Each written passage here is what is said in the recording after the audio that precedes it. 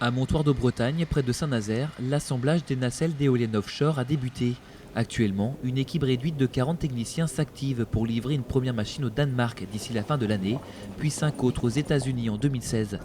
Dans cette usine d'Alstom, on prévoit à terme d'employer plusieurs centaines de personnes. Donc, cette usine a été dimensionnée pour fabriquer 100 éoliennes par an selon un schéma d'organisation de 8 et 5 jours par semaine.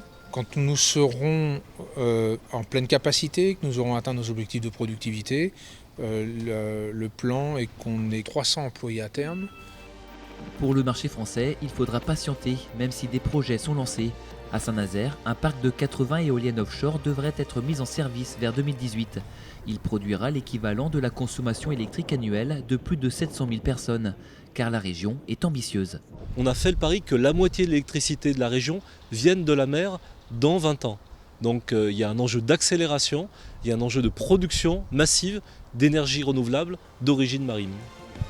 Avec le deuxième espace maritime au monde, la France multiplie les appels d'offres pour assurer à l'horizon 2020 un parc éolien offshore ambitieux de 6000 MW.